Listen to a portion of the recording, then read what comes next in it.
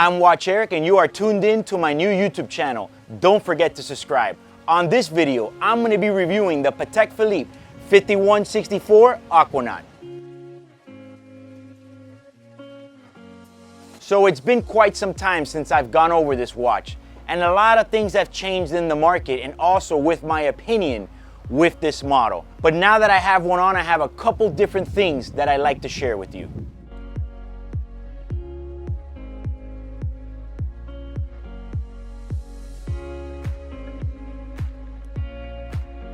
So the first topic I want to discuss is price.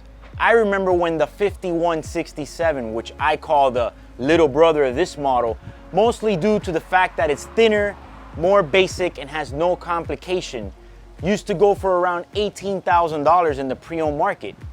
Nowadays, you can expect to pay $38,000, which for me is a little bit of a hard pill to swallow considering that, now don't get mad here guys, but considering that the 5167 is pretty much an entry-level sports model Patek. So when those market prices transfer over to the 5164, you're pretty much paying $58,000, which is $20,000 more for just having the buttons on the side and a dual time zone feature. So the question is $58,000 really worth it for a watch like this? Since they're selling, I guess the answer is yes. Because nowadays, no one's really had a hard time getting rid of one of these watches.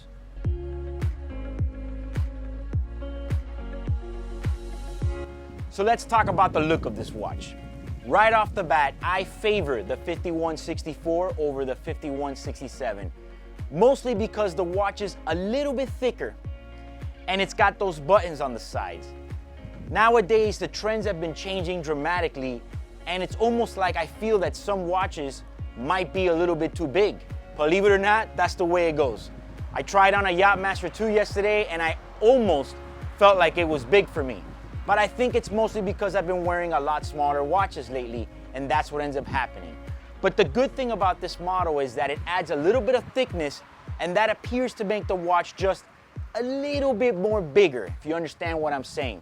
So for me, right off the bat, that's the one thing that I like about this watch over the standard Aquanaut. So for size, I'd rather have the 5164 over the 5167. As far as the actual look and dial layout, this one has at the 6 o'clock position a calendar ring, which makes the dial look that much more interesting and gives it more added effect. The second time zone hand happens to be skeletonized with just a silhouette of the other hand. I like the way it looks, and it just makes the watch look that much more interesting.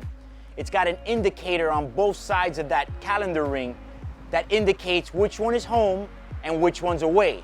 It's amazing to see how just those two polished buttons on the side of the case make it look that much more beefier or important. Not that Patek would ever make a watch that's super huge or beefy anyways, but I just feel like it does aesthetically add that much difference over the standard Aquanaut.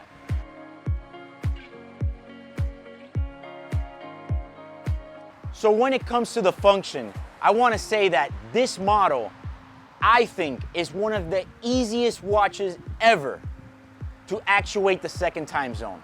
Way easier than a Sky Dweller, and definitely easier than a Rolex GMT. You just push the button on the side and actuates the second time zone, and I just haven't seen really too many other watches that are as simple as this. The Nautilus 5990 also shares the same exact principle. It's pretty much the same function, except on a chronograph Nautilus case. The rubber strap. Patek is a master at making the most comfortable straps and bracelet for watches. They all fit like a glove. This particular watch, where the rubber goes onto the case, it's not on a hinged mechanism, which is pretty much two spring bars attached to the case and allow the bracelet to conform around your wrist. Now that is both good and bad, because on one hand, allowing it to bend would allow it to conform more to your wrist, but that would also cause the case sometimes to pop up, as it does on other watches, for example, the Cartier Calibre Diver. The other thing about it being a fixed strap onto the case is that sometimes, for example, like I have here, there will be a little bit of airspace on the side, and some people don't like that. I, for one, think it really doesn't bother me if the strap is cut to the right size. I think it feels right. The clasp. Patek has always had a flawless clasp. And look at this clasp. Isn't it flawless? Just like the Nautilus, with a name like Aquanaut, you would think that this watch is for the water. It has a rating of 120 meters, and I personally would not want to try it.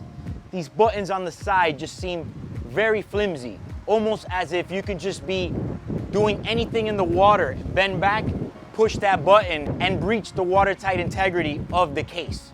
Me personally, I just wouldn't risk it. It's one of those watches that, although it's themed around being a water watch, I think it's more for being on top of your mega yacht or something a lot more comfortable and nowhere close to actually inside the water. So some quick pros and cons about this watch. Pros, you get 0.8 millimeters more on the case size over the standard 5167 Aquanaut. You get an extra function with this watch with the 24-hour time zone. Besides the actual use of that, you get more looks with it. Also, you get one level over the 5167. Now the cons, I think really the only con right now with a watch like this would be the price. The current state of the market is intense and the prices are high. So the question is, do you want to dish out almost $60,000 for a rubber strap sports model Patek?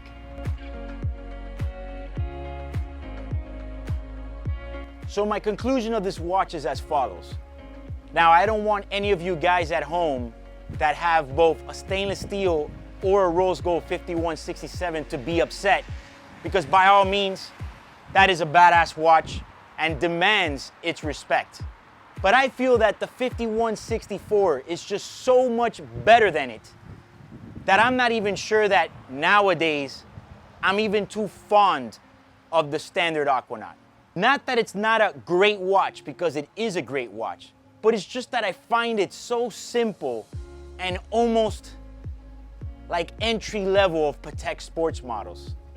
For some of you at home, that might be what attracts you to it, the fact that it's so simple and slim. But for me, the 5164 having that little bit more size and that little bit more going on in the dial does it for me all the way to the bank. I remember when the 5167 was $18,000, and even then, I just really wasn't that attracted to it that much. Nevertheless, you know it's a badass watch when it's named after the water and it's not really meant to go into the water. So comment below what you think about the Patek Philippe 5164 Aquanaut. And if you like this video, like and share it. Also, subscribe to my new channel.